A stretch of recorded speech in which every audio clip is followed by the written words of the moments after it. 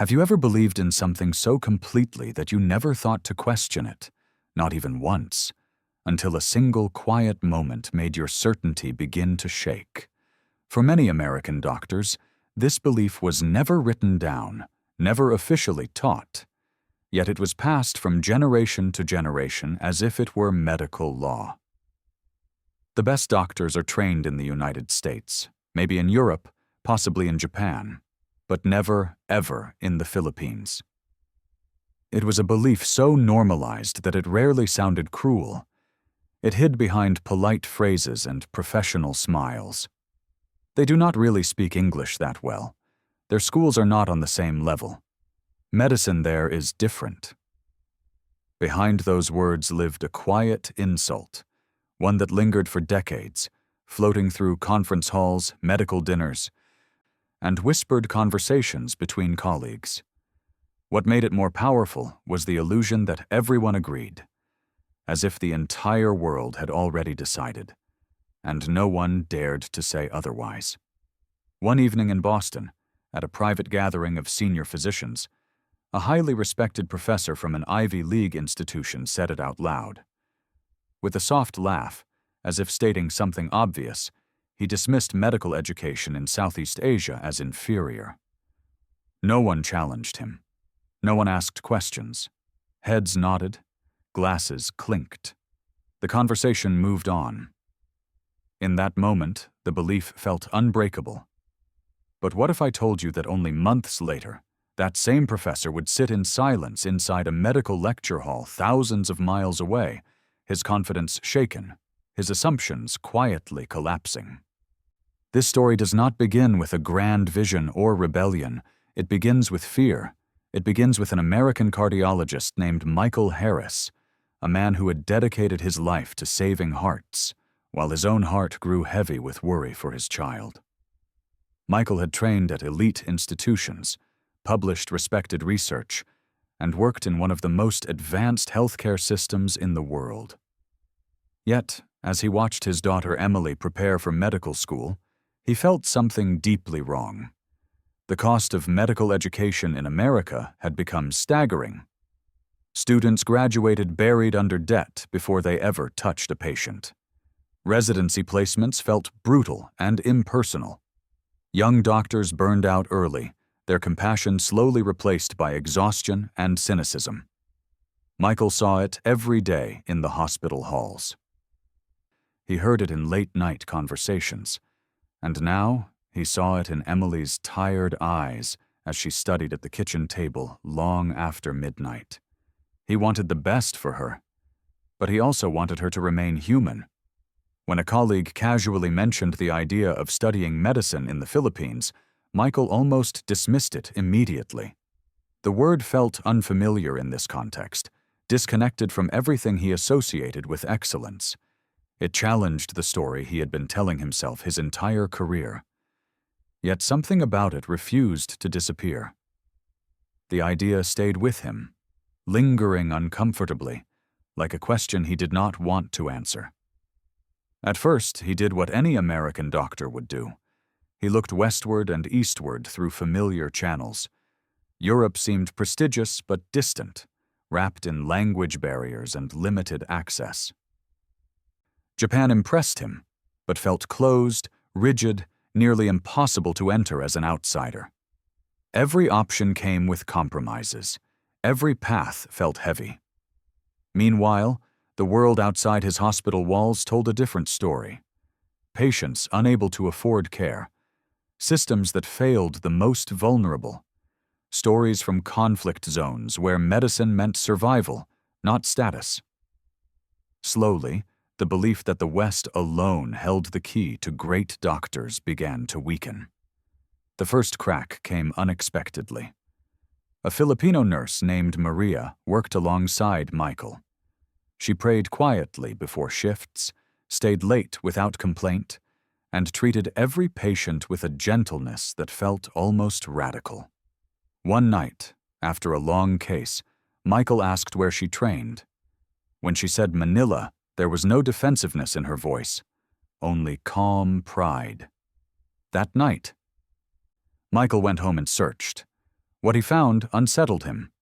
Philippine medical schools modeled after the American system, instruction entirely in English, graduates passing U.S. licensing exams, doctors serving across the world. The more he read, the more uncomfortable he became. Not because it was unimpressive, but because it contradicted everything he thought he knew. The Philippines was no longer a place on the margins of his imagination. It had become a question. And once that question entered his heart, there was no turning back. Once the question entered Michael's heart, it refused to stay quiet. It followed him into the hospital corridors, into morning rounds, into the silence of his car after 12-hour shifts. He tried to drown it with logic. He reminded himself of rankings, reputations, long-established pipelines that had produced generations of American physicians. Yet the unease only grew stronger, because the system he had defended for so long was beginning to betray the very people it claimed to elevate. He saw it first in the young doctors he supervised. Brilliant minds reduced to survival mode. Residents who spoke about patients in numbers, not names, not because they were cruel, but because exhaustion had stripped them of tenderness. He saw untreated anxiety, quiet depression, and a constant fear of falling behind. The system demanded perfection, but offered little mercy. And every time Michael imagined Emily inside that machine, his chest tightened. Emily herself tried to stay hopeful. She applied, studied, prepared, and smiled when her father looked worried. But late at night, when the house was quiet, the truth surfaced. She was afraid of becoming someone who healed bodies but lost her soul. She wanted to be challenged, yes, but she also wanted meaning. She wanted to understand why she was learning, not just how to pass exams. Michael searched for alternatives that still felt acceptable to his worldview. Europe came first. The history was impressive, the names familiar, but the doors were narrow, the pathways uncertain, and the cultural distance felt heavy.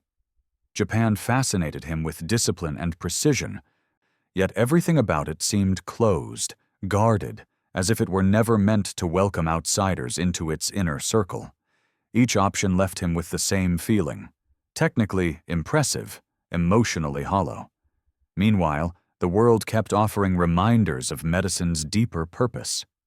Michael treated patients who delayed care because of cost, families broken by systems that measured worth in insurance codes.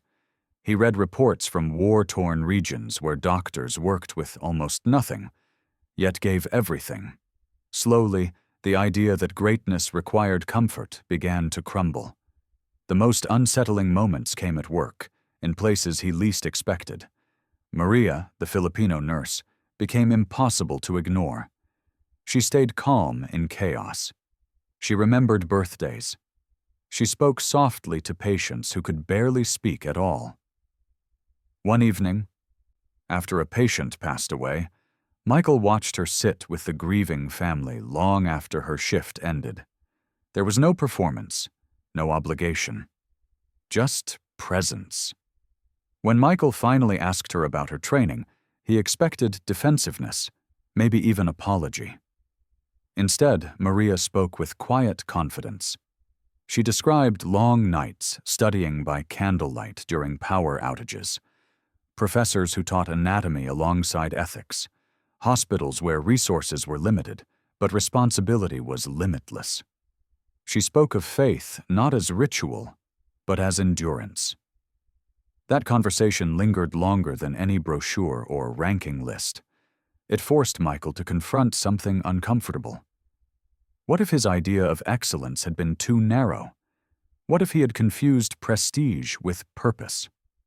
At home, Emily listened as he spoke more openly than ever before. He admitted his fears, his doubts, even his pride. He admitted that he did not want her to simply survive medical school. He wanted her to emerge whole. Emily did not argue. She did not push. She simply asked one question that changed everything. What if the best education is not the one everyone talks about, but the one that teaches you how to care. The Philippines remained, quietly, on the edge of their conversation. Not yet a solution, not yet a decision, but no longer dismissible. It hovered like a distant light, faint but steady, waiting to be approached. The moment Michael stepped out of the airport in Manila, he knew this journey would not unfold the way he expected. The air was heavier, warmer, alive with motion and sound. It was not the polished calm of European capitals or the rigid order of Japan. This place breathed. People moved with urgency and patience at the same time, as if life here had taught them how to carry weight without complaint.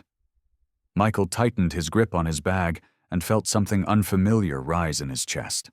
Not fear, but alertness, the feeling of being truly present. At first, he told himself to stay objective. This was just an observation trip, a professional evaluation. He reminded himself of the standards he had lived by for decades. Facilities, curriculum, discipline, outcomes. But the Philippines did not reveal itself through checklists. It revealed itself through people. The first lecture he observed was held in an old but dignified hall. Wooden desks, high ceilings, electric fans humming softly. Michael expected distraction. Instead, he saw focus. Students leaned forward, notebooks open, eyes fixed on the professor. The lecture moved fast. Cardiovascular pathways, differential diagnoses, ethical considerations woven naturally into clinical discussion. The professor challenged students, not gently, but firmly, demanding clarity and responsibility. When a student answered, there was no arrogance, only preparation. Michael felt a quiet shock. This was not remedial education. This was rigorous. Later that day, they visited a hospital ward. It was not as technologically lavish as those back home, but it was alive with purpose. Emily stood silently beside a Filipino student as she spoke to a patient. The student knelt slightly to meet the woman's eyes. She listened. She touched her hand. She explained the procedure slowly, respectfully, as if time itself had softened around them. When the patient whispered a prayer, the student paused, bowed her head for a brief moment, then continued her work with steady hands. Michael looked away, unsettled. He had not seen this kind of presence in years. In Cebu, the atmosphere shifted, but the message remained the same. The pace was calmer, the smiles easier, but the discipline did not fade. Emily attended a small group discussion led by a professor who spoke not only about medicine, but about vocation. He spoke of becoming a doctor as an act of service, not dominance. He challenged students to ask themselves who they were becoming, not just what they were achieving. Emily listened, something loosening inside her. For the first time since she had dreamed of medicine, she did not feel like she had to harden herself to survive. She felt invited to grow. Evenings were spent walking through campus grounds, hearing laughter, seeing students share meals, study together, pray quietly in corners. There was competition, yes, but it was softened by community. No one was left behind easily. Struggle was shared, not hidden. Michael found himself comparing these moments to what he knew back home: the isolation, the relentless pressure, the silent suffering. He realized that his skepticism had been shaped not by evidence, but by distance, by never having looked closely enough. One night, as rain fell softly outside their hotel, Emily spoke with a certainty that surprised him. She said she felt safe here, challenged, seen. She said she felt like medicine made sense again. Michael did not respond immediately. He sat with the weight of that truth. The Philippines was no longer a possibility on paper. It was a presence. And with that realization, something inside him began to shift. quietly but irreversibly. What happened next did not feel like a decision. It felt like a slow surrender to something Michael had been resisting his entire life. Days turned into weeks, and the Philippines stopped being a place he was evaluating and started becoming a place that was shaping him. He watched Emily move through her studies with a steadiness he had never seen before.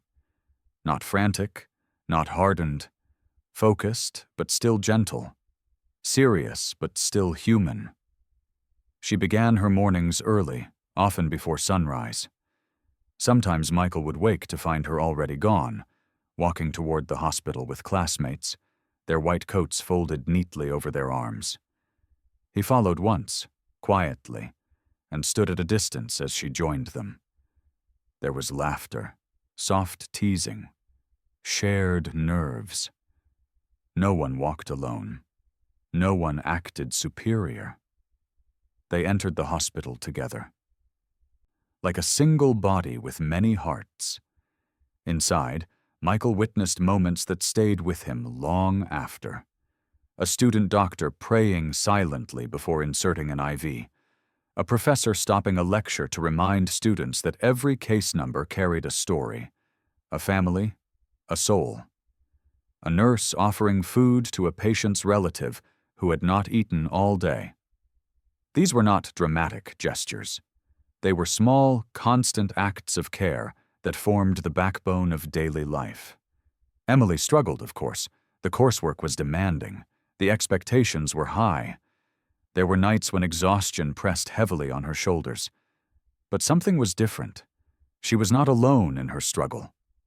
Classmates studied together late into the night, sharing notes, encouragement, sometimes prayer. Failure was not hidden in shame. It was met with support. One evening, Michael sat in the back of a small campus chapel. He had not planned to be there. He simply wandered in after a long day, drawn by the quiet glow of candles. Students knelt in silence. No one spoke. No one watched. Faith here was not loud. It was steady. It did not replace science. It strengthened the people practicing it. In that stillness, Michael felt something break open inside him. He realized he had spent decades believing that suffering was something to be avoided at all costs. Here, suffering was acknowledged, shared, and somehow transformed. There was joy here, not because life was easy, but because meaning had been found within hardship. Emily noticed the change in him before he noticed it himself. He asked different questions now, not about rankings, but about values, not about prestige, but about purpose. One night, as they walked back to their lodging under a sky heavy with stars, Michael spoke words he never imagined saying. He said he had never seen medicine practiced like this anywhere else. The realization did not arrive with fireworks. It arrived with peace. A deep, grounding certainty that this place was not temporary, that it was not a detour or compromise. It was a return to something medicine was always meant to be. For Emily, the transformation was even more profound. She stopped measuring herself against others and began measuring herself against the kind of doctor she wanted to become. She spoke about patience with warmth, about learning with gratitude. She no longer talked about escaping medical school. She talked about serving through it.